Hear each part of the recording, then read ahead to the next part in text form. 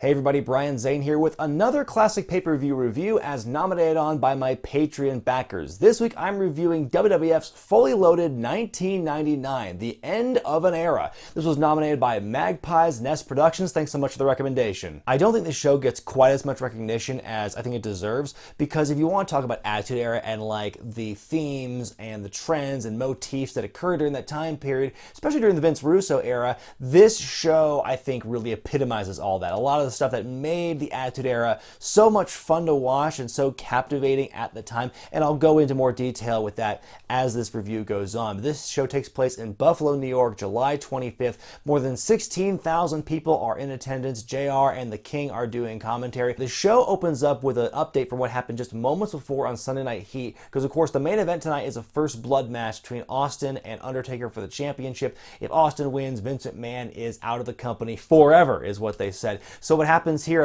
on Heat, moments before they go off the air, is that Taker is backstage beating up Austin and he bloodies him. And you see just a few feet away, Vince and Shane are looking on, very pleased with what happened here. I wish the pre-shows of today incorporated stuff like this into their formatting. Not necessarily blood or anything, but just like things like this, kind of backstage assaults that can maybe impact or lend a lot to the story of the main event or something later down the line. Like the pre-show, we've got the matches, we've got the backstage promos, and we've got those Twitter sit-downs, but I feel like pre-shows of today could really learn something from what Sunday Night Heat on pay-per-view nights used to accomplish, where you have these things happening, these like actual tangible these moments of action that could possibly cause a ripple effect down the line on the pay-per-view proper. So the night before the pay-per-view, they had a house show in Toronto, and one of the matches was Edge taking on Jeff Jarrett for Jarrett's Intercontinental Championship, and in a big shock, Edge actually won that night. It's very rare when titles change hands at house shows. It still happens every once in a while in today's age, but it's still a big deal when it happens.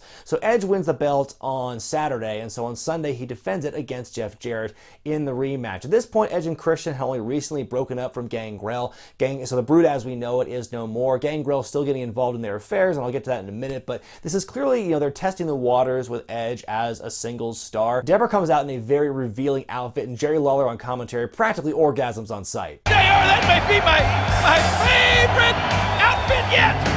With that Don't Piss Me Off shirt. It's a good match between these two, but it's a surprisingly lengthy match. Like it's not a boring match, but it does go for a while to the point where you notice, hey, this match is going kind of long. It's a 10+ minute match here. At one point, Jarrett throws Edge out of the ring. The lights go out, and then you hear the Brood's music play, and that usually means there's a bloodbath happening, the red strobes. But then when the lights come up, you see Gangrel knocked out on the floor. You see a puddle of the acidic, viscous fluid on the ground next to him, and Edge is standing tall. So he thwarts Gangrel's bloodbath attempt. The match goes on for a couple more minutes after this. You would think like this happens and then the finish comes right away. No, there's at least 2 more minutes of action here. Deborah gets on the apron to try and distract Edge, and then she gets knocked off the apron. During the commotion and all the hubbub while the referee's distracted, Gangrel gets back up, guillotines Edge on the top rope. Jarrett hits Edge with a stroke, which I don't think was called that yet, but he wins back the Intercontinental Championship, and as he's celebrating, you've got Austin in the back who's being patched up after being wounded by the Undertaker. He storms out of the locker room. He goes into the ring while Jarrett's cutting a promo, hits him with a stunner, cuts a promo on Taker saying, you big dead son of a bitch, I'm gonna make you bleed, and he leaves. So like, what the hell happened? Why did he just randomly... This is not the first time you see Austin beating up Jarrett and then nothing comes of it. There's no storyline here. There's nothing connecting these two. So the whole issue, there's this legendary heat that Austin has with Jeff Jarrett at the time, and I did some research to why that is. It's a couple of reasons, I think, as to why Austin would have heat with Jeff Jarrett. First, I think Austin might have heat with just the Jarrett family in general, because Austin used to work for the Memphis territory when Jarrett was booking it, and he was very bad with pay, so Austin's probably pissed about that. And then also, when Jeff Jarrett first came back to the WWF after a stint in WCW, he cut this wart shoot promo where he slams Austin for using Austin 3:16, and he's blaspheming the Bible. Austin was not informed that he was going to be called out like that, so he was very pissed. So, old wounds, it takes a long time to heal apparently, so that's, I think, why Austin had heat with Jarrett. Why this manifests itself into something where Austin publicly humiliates Jarrett, Jarrett. Who really knows for sure? But yeah, not a good look for Jeff after that. I will give this match 2.5 stars. I think it was a really good opening match, told a good story, a lot of crisscrossing stories here, a wild segment in general, because you have the whole story of the title change the night before, the title changes hands on this night, you got Deborah, Gangrel, Steve Austin, everything. It might have been a little overbooked for an opening segment, but I mean, that's what the Attitude Era was. There was a lot of overlap. The tag team championships are on the line as the Hardy Boys and Michael Hayes, who as of last month has become their manager, taking on Bradshaw and Farouk, the Acolytes, not yet the APA, in a handicap match. To my knowledge, this is Michael Hayes' only match in WWF after being signed in '95 as Doc Hendricks. He had a back injury that caused him to retire, so I was very surprised to see him wrestling here in this capacity. He did a lot more than, someone with, a career-ending back injury would normally wrestle. I think he works fine here in this capacity. The Hardys did win the tag titles from the Acolytes 2 weeks prior on Raw, and so this is the rematch. This is it's a good contrast because you've got the big, hard-hitting hosses of Bradshaw and Farouk taking on these very young, high-flying, energetic Hardy Boys. So like the clash of styles here, I think, makes for a very entertaining match because you've got like the times when the high-flying does work and times when it doesn't work. At one point, Jeff goes for a poetry in motion and Bradshaw just clotheslines Jeff so hard it knocks his dick stiff. I think what was more impressive than the clothesline itself, my favorite part was the crowd reaction to the clothesline. The people in the front row in the hard cam standing up and pumping their fists going, yeah, oh my God, what a hit. The match is also billed as Acolytes rules, which I assume just means no DQ, no rules, whatever, because along with the hard-hitting stuff between the Hardys and the Acolytes, also some stairs were being used. At one point, Jeff hits Bradshaw right over the head with Michael Hayes' walking stick. Bradshaw kicks out of that. The match ends after both the Hardy Boys get knocked out of the ring, and the Acolytes hit a double powerbomb onto Michael Hayes. The Acolytes regain the tag team championships, and again, just very, it was kind of a car crash match, but it was still very fun to watch. I gave it 2 stars. Hayes would soon be fired by the Hardys, and those two would eventually join up with Gangrel and form the New Brood Ick before going their own way in the year 2000 after the Terry Invitational Tournament, which we might touch on in a future classic pay-per-view review if someone wants me to review No Mercy 2000. Up next, the European Championships on the line as Mideon defends against friend of the show, D'Lo Brown.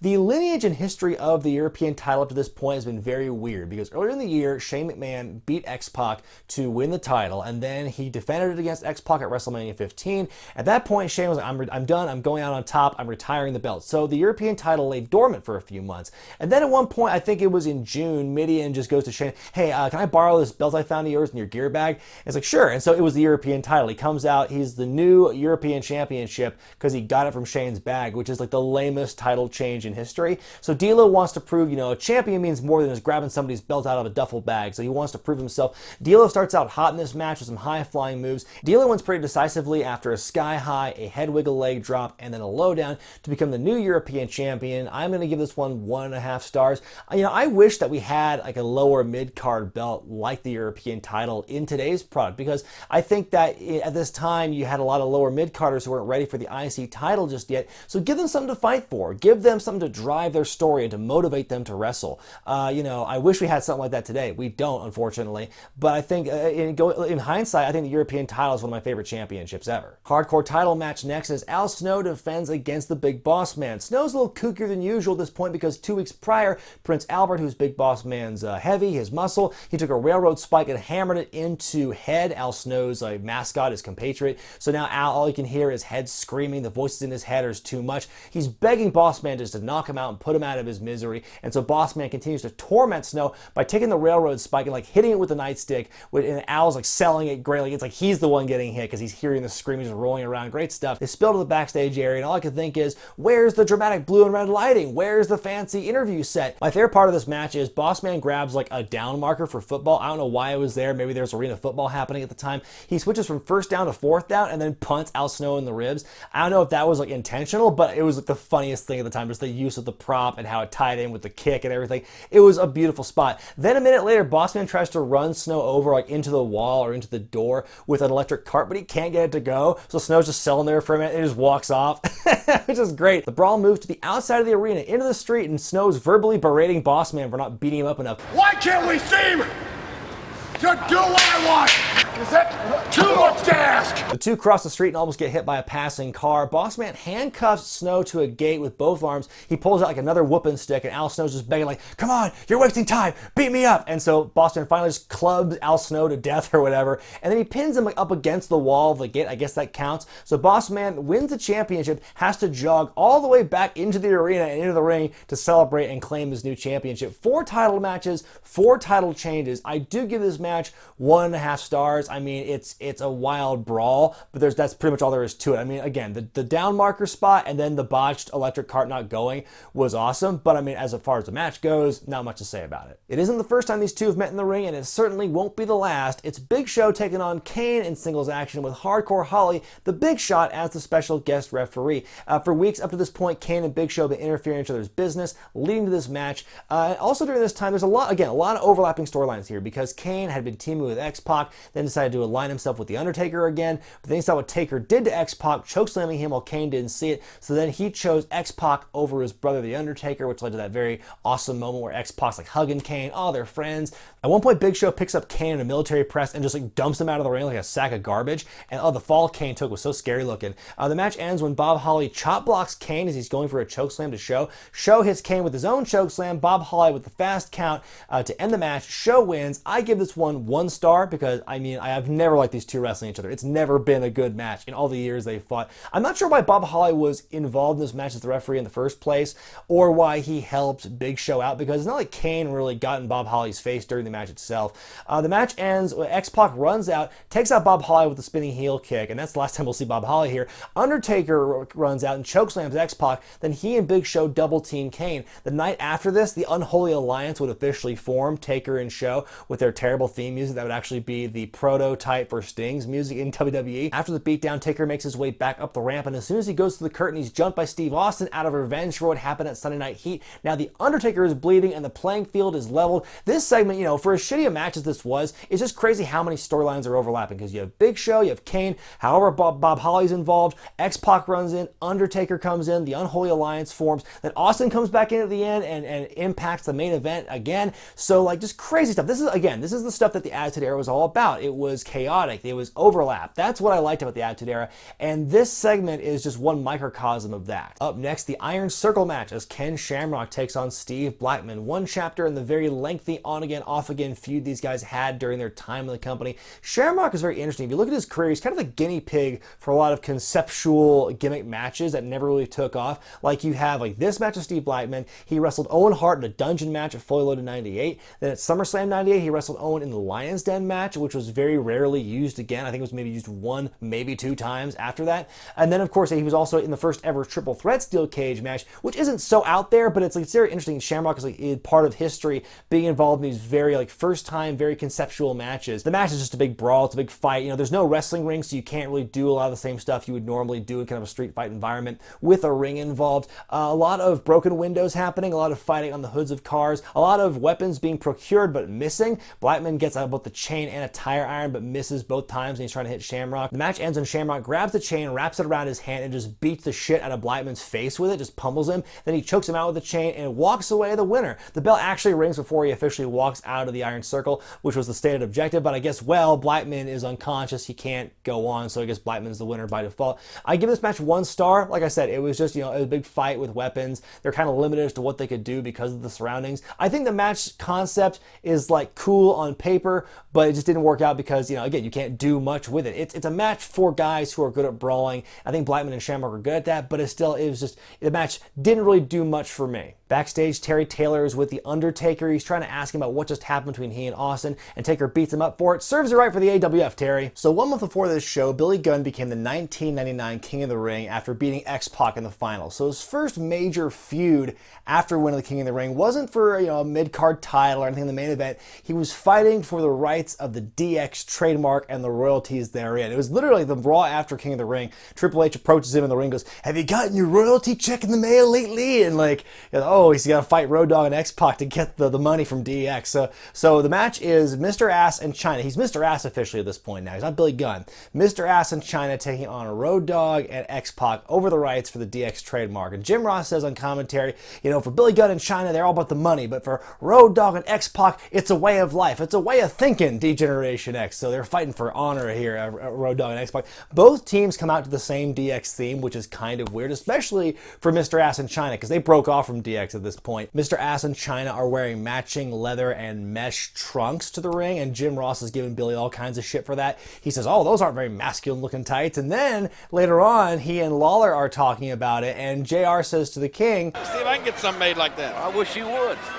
Why don't you wear them on the campaign trail? Give me some votes, don't you worry. Yeah, San Francisco or somewhere. National organization. just this out of left field gay joke by Jim Ross. It's the Attitude Era, folks. People play fast and loose with the language all the time. The announcers are also arguing over the merit of Gunn's nickname, and the King is like, well, you know, JR's a pretty weird name too, and Jim Ross goes, that's my name. The tag team match itself felt pretty basic. I mean, there's the heat built in because all four of these people used to be on a team together. At one point, Gunn hits Road Dogg with the jackhammer, which I thought was kind of shocking at first. Then I remembered, oh, he kind of hit that move all the time, which I thought was weird because I'm like, that was Goldberg's finisher in WCW. And at the time, he was like either just about to become or had just become the WCW champion. Like, he was like the biggest babyface in the company at the time. And here you have Mr. Ass, who's using it as like a transition move. So it kind of takes the piss out of Goldberg's jackhammer in a way. I thought the finish of this match was pretty creative. So it ends with X-Pac hitting Chyna with the Bronco Buster. She rolls out of the ring. X-Pac gets up, starts yelling at her in the corner. Billy Gunn's about to hit him with the running splash into the corner, but Chyna pulls X-Pac out of the ring, which inadvertently costs Gunn because he misses the splash,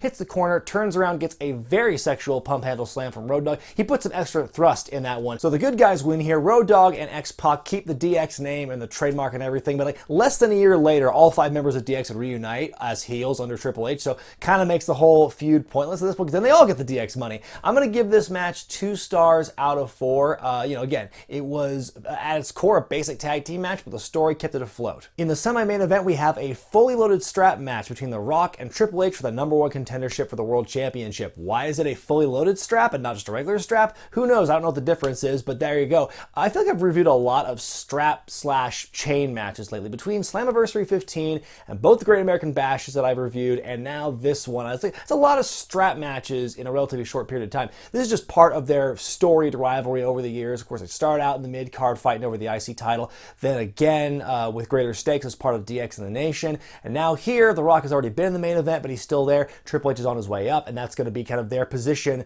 in 2000 and beyond. On Heat, before the show began, they aired this Triple H interview with him and Jim Ross. It's a very pivotal interview promo in his career where he talks at length about the curtain call and how the politics of that really kept him down for a long time, how he was the one who was punished for what happened in Madison Square Garden. I believe it's the first time he referred to himself as the Game as well. So it's kind of the beginning of this whole, it's really the official coronation of this whole new character. That's 4 years ago. You're damn right it's 4 years ago, and every day it's eating a hole in my stomach, JR. You guys talk about being students of the game.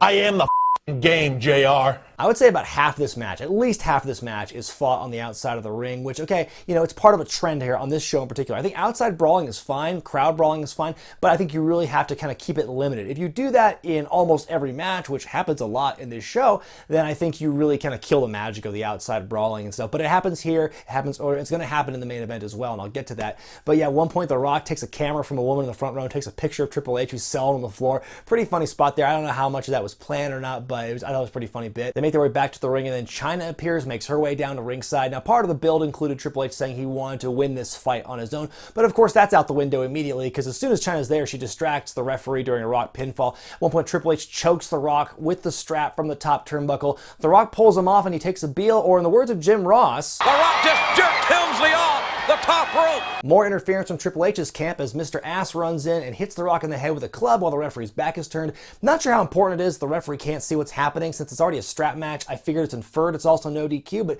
maybe there are disqualification rules that apply with outside interference. Who knows? The Rock kicks out of that attack. Gunn tries to interfere some more. He eats a rock bottom for his efforts, but The Rock turns around, gets a pedigree right away from Triple H. Triple H pins him and wins the match, becomes the new #1 contender for the championship. And boy, what a shit show it is from Fully Loaded to SummerSlam trying to figure out who's fighting Austin for the championship. That's a story for another time. BSMA Triple H wins the match. I'm going to give this one 2.5 stars. I think it was a good effort by both these guys. Good brawling. I think the outside stuff was a little excessive at times, but good use of the strap as a weapon. And there you go. I think it was definitely one of the better matches of the night. Main event time, a first blood match for the WWF Championship as Steve Austin defends against The Undertaker. They're billing this as the end of an era. If The Undertaker wins the championship, then Austin will no longer be allowed to challenge the title ever again. But if Austin wins, then Vince McMahon will be gone from the WWF forever. Keep that word in mind because it's important. Don't tell me the Undertaker is filling that sin with Austin's own blood. Vince McMahon signed the contract for Fully Loaded in Austin's own blood. Vince is on commentary, speaking of which, that's kind of a treat. It's been a while since we've seen him at the desk.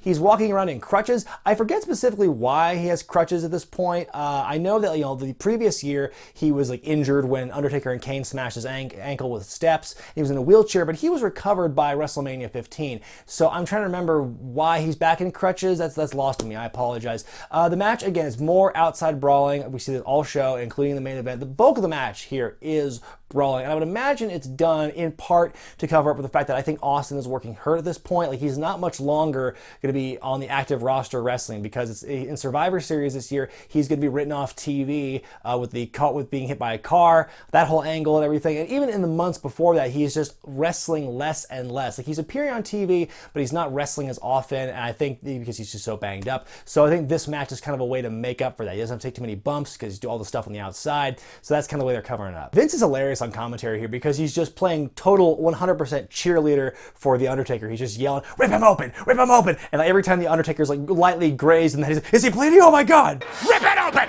Come on, rip it open!" Undertaker checking himself to make sure he is not bleeding. Undertaker is not bleeding. From here on out, the rest of the match is pretty much like Mark wish fulfillment. I remember watching this like live as it happened. I was at a friend's house and his dad had a black box, so like we watched this show illegally. I have very vivid memories of this main event. So Taker runs into Earl Hebner, he takes a bump, and ref yells, "Idiot referee!" And then Austin hits Taker. Taker stumbles back, trips over Hebner, and gets tied up in the ropes. Austin grabs a chair because he's got Undertaker right where he wants him, but Shane McMahon comes running in, and Austin just like wastes Shane, hits him in the head with the steel chair. He hits a stunner on Taker. Vince hobbles into the ring with his crutch, but Austin chases him out and clocks him in the face. The referee is down yet. At one point he gets back up, but he's down again. Taker's got a chair, but X-Pac runs in. It's like the third time we've seen him tonight. He hits Taker in the face with a spinning heel kick with the chair. That's not enough to make him bleed, but Austin grabs a TV camera, decks Taker in the face. That's what makes Taker bleed. Taker's got Austin up in the tombstone ready to hit him, but referee Earl Hebner is starting to wake up, sees that Undertaker's bleeding, and calls a match. He rings the bell, and this is my vivid memory. I remember seeing that happen, and the bell ringing,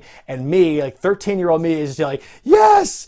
Oh my God! Like, I have this my most mark out moment was like here, Fully Loaded 99, seeing the end of an era and seeing, Austin win and McMahon being gone from the company forever. So there you go. And then from then on out, it's just like, it's all chaos because stunner to Taker, stunner to Vince, Triple H runs in and attacks Austin, The Rock comes in and fights Triple H. Now Austin's bleeding, everyone's throwing punches, everyone's brawling. And then at the very end, Vince is sitting there in the ring, realizing the gravity of the situation he's in, that he's going to be gone from the company forever. Austin comes back into the ring after the brawl, reaches out his hand, they shake hands, Austin hits Vince with a stunner, and celebrates the title, fade to black. Wow, what madness this thing was. I'm going to give it 3 out of 4 stars, if only for the story. The match itself, again, it's mostly brawling, mostly punches and kicks because Austin's working hurt, but the story and the build and everything, the gravity of the situation makes this a better instance, in my opinion. And when you think about it, this really was the end of an era. This was pretty much the end of the Austin-McMahon rivalry as we knew it. All the heavy fighting happened before this, because then after this point, Vince is going to be off TV for a while. Austin gets taken off TV with an injury. Then when they're back on TV together, then you see Austin's recovery. He aligns himself with McMahon, and then they fight each other a little bit later on, but it's never at the level that it was in 98 and early 99. So this pretty much was the end of an era. Now it's funny that you see Vince McMahon's going to be gone forever. He's leaving the company forever. He was gone for maybe 3 months because he came back in September. He was gone in July, late July. He comes back in like mid-September to defend the honor of his wife, because that's the whole thing. Triple H at this point the champion, and he's belittling Linda McMahon and saying, "Oh, you're sexually frustrated. I can, treat you right, whatever." And Vince McMahon finally comes out to defend her honor. They have a WWF Championship match on an episode of SmackDown, which Vince wins. He becomes the world champion of his own company. Then he relinquishes it the next week on Raw, setting up the six-pack challenge at Unforgiven. That's a whole other thing. But yeah, Vince McMahon gone forever for a whole 3.5, 4 months. It's just, nothing is forever in wrestling, especially Vince McMahon being off of television. That's the fall lot with that one. So my final grade for Fully Loaded 99 is going to be a B- grade. I think that, you know, there were some faults with this show. I think, like I've been saying, I think there was way too much out-of-ring brawls. And of course, you can kind of forgive the Hardcore Championship match because that's what that whole concept, that whole gimmick was all about. But I think everything else, there was a lot of other outside brawling. And I think that kind of made things kind of repetitive. And again, you ruin the magic of that spot when you do it so often. The Iron Circle match was a little blah, and then Big Show versus Kane. It's Big Show and Kane. That's what you get, what you're going to get. But the thing I loved about this, like I said, this was so emblematic of like the Attitude Era, and especially Vince Russo's writing. There's so many overlapping storylines. Think of how often you saw Austin, Taker, X-Pac, and Kane, and Triple H all like in these intertwining things. And the fact that Chyna and Billy Gunn did their own thing, but they also got involved in Triple H's match. And it all came to a head in this one pay-per-view. It was really awesome to see all that stuff come together. Edge and Jarrett was a great match. Rock and Triple H was good as well. And Austin and Taker, again, for the story, I love the main event and just the madness and the craziness that happened, especially in those last like 5 or 6 minutes. A really solid show. Again, very emblematic of what the Attitude Era was all about. I would recommend, for those of you who haven't watched a bunch of Attitude Era stuff, watch this pay-per-view because I think it really encapsulates what that time period and what that booking style was all about and what the characters were like. Thanks so much to Magpie's Nest Productions for recommending I review this pay-per-view. I had a lot of fun revisiting my early fandom because this was probably within the first year of me watching wrestling. So again, great to relive these memories of me sitting in a friend's house in like 8th grade and marking out that Vince McMahon was going to be gone from the company forever. So if you want to help contribute to the future of the classic pay-per-view reviews and let me know what shows you think I should review in the future, go to patreon.com/wrestlingwithregret, become a $10 backer or above, and you will have the ability to nominate shows for me to review in the future. Good or bad. They can be good shows, it can be crappy shows. It's all up to you. And speaking of which, the next pay-per-view I'm reviewing in a couple weeks from now, I know it's not WrestleMania season yet, but I feel I've gotten so many requests for this one. It's actually the first one that was ever requested to me since I started making it open to people to suggest. I figured I had to do it. So we're going to Las Vegas, Nevada, Caesar's Palace. It's WrestleMania 9. Should be a good one. Be sure to thumbs up this video if you like it, comment below, subscribe to Wrestling with Regret, and buy the t-shirts at ProWrestlingTees.com. I'm Brian Zane, and I'll see you next time.